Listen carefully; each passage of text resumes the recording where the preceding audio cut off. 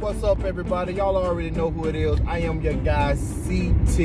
And this is a on the trip conversation. Because this is let the conversation begin. Hey guys, look, man, I want to get right to it. So y'all know what's going on. Y'all know what's going on with Whoopi Goldberg, right? And I want to have a deeper conversation than what's actually at hand. So she said some stuff. She said, like, talk about the Jews and, talking about the Holocaust, and said that was, white gets white, things like that. And, the whole nation got up in arms to the point to where she is suspended for 2 weeks. She's suspended for 2 weeks from her job. She worked at The View and whatnot.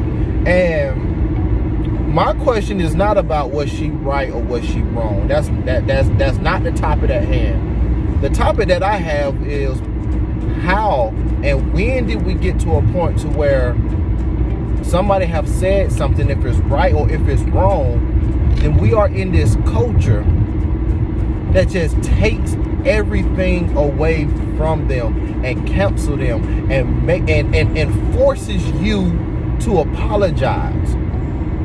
I don't get it. I want to have that comment. So whoever listening, let me know your feelings and your thoughts down in the comments below. Send me an email at lettheconversationbegin@gmail.com and we can talk about this. And I can have you bring you on the podcast or whatnot and we can just go from there.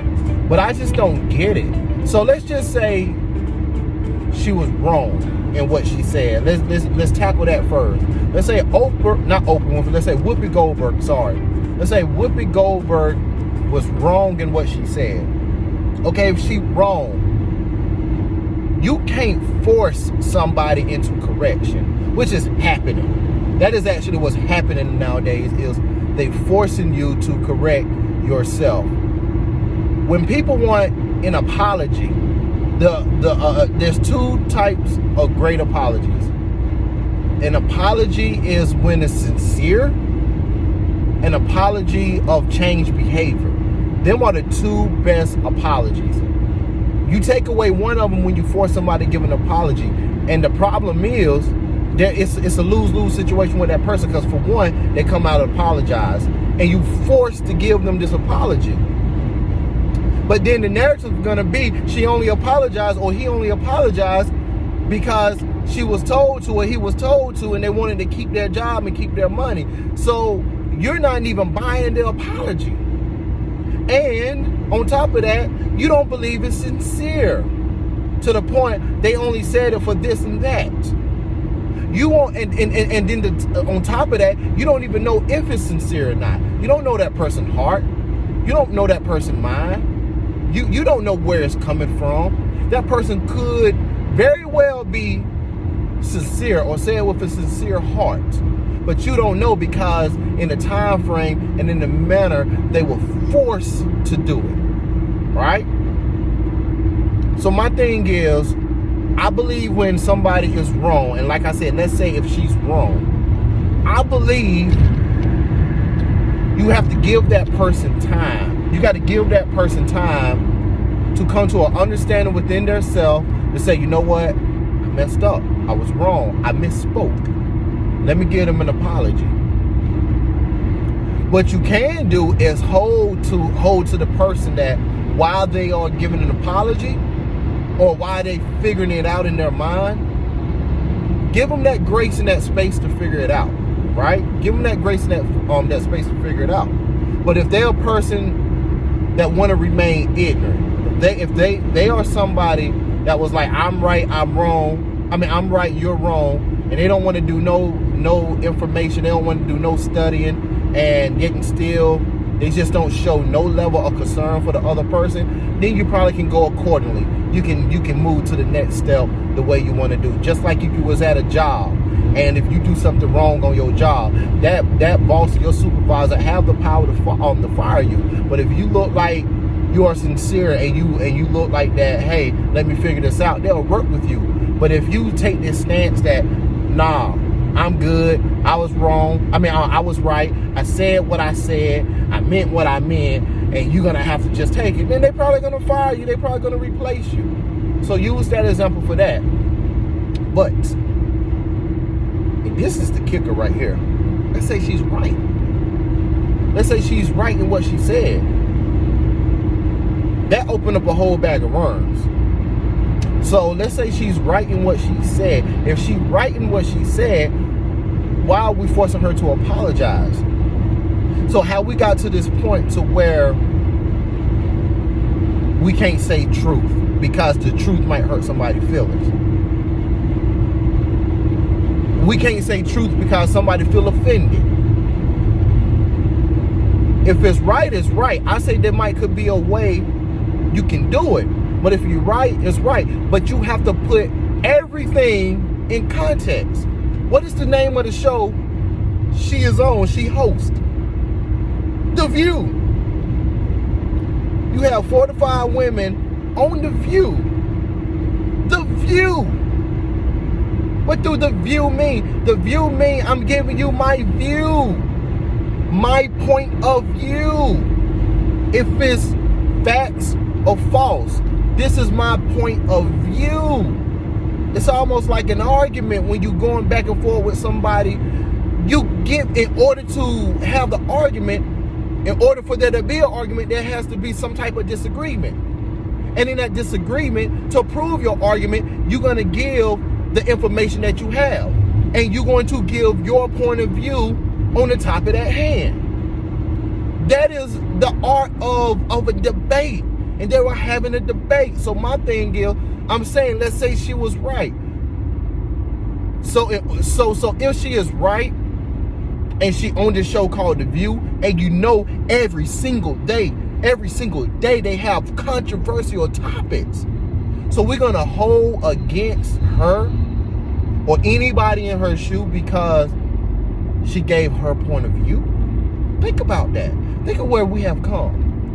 And think of where we are going. What's the real issue at hand? What's the real problem? Why is she forced to apologize? Why she get suspended? I wonder. This is where my name comes in, CT. I am a conspiracy theorist. Or I am a controversial talker. Choose either one in this case. But here's why I believe she was forced and some type of punishment had to be handed down. The people she quote unquote offended has a foothold in the U.S. Erase that foothold. Has power in the U.S. Has control in the U.S. And if ABC is not done, then XYZ is gonna happen. So ABC had to be done to appease the people that has power and that is in powerful positions, so XYZ wouldn't happen. Feel me? Look at what happens. Look at, and this is my theory. This is the theory. Every time somebody says something against a culture of power, they're forced to apologize and go on this whole learning process. Have to go speak to leaders of their community. Law is going to get passed. And I'm not just speaking about the Jew community. You have, remember the Asian hate? Law got passed right after that. Speak about Caucasian community. They're going to try their best to assassinate your character, your integrity, and everything you have done. Now, I ain't making this no race thing or no black versus white or black versus them, which is really African American. But we are the only culture, and may not be only, because you have to think of Hispanics, have to think of Mexicans, have to think of them as well. But I'm gonna say lowest. We are the lowest culture that doesn't have no power, no foothold in America. We giving them the power. Our culture giving them the power. We have the highest spending power of all cultures. We spend, the last time I looked it up, we spend over $2.2 trillion a year in funds. But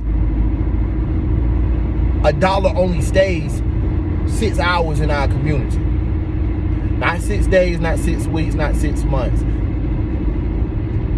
6 minutes in our community. That's how long, that's how powerful a dollar is for us.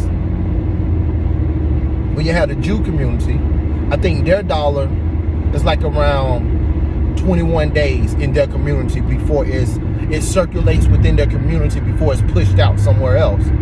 But us only sit. We don't have no power. We don't have no. What do we bring to the United States? What do we bring to the people in power? What do we offer? I heard Claude Anderson say, we don't do nothing but produce sweat. And I don't see nobody in line trying to buy sweat. That's why we can get ran over. That's why we can get stomped on. That's why we can get thrown to the side. That's why they can kill us and nothing come out of it. That's why we can get disrespected in front of our wives and kids and in front of our husbands, because we are expendable to them.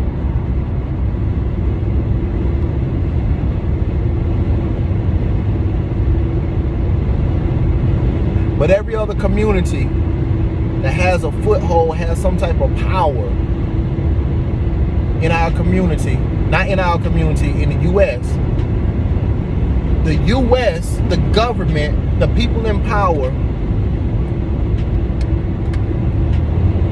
has to do whatever it takes to keep them relationships good, great, keep them bonds, to keep that thing rolling. Because if not, it will be a bigger play at hand. So y'all may think this is simple, her getting suspended for 2 weeks. Y'all may think it's that, but it is a bigger play at hand. There's a reason behind everything. But I want to know your thoughts. I want to know what you think. I really want to know what you think. So in the comments, please let me know what you think. Good comments, bad comments, all comments are welcome. All comments are welcome. This is a place not to judge. This is a place not to cancel somebody. This is a place where we can have open dialogue. And this is a place where we can interact with one another. And this is a place where we can let the conversation begin. Also, if you want to be anonymous, you can send an email to lettheconversationbegin@gmail.com to further this conversation. But guys, I need y'all to do this, because this is a major topic and we got to get to the bottom of this.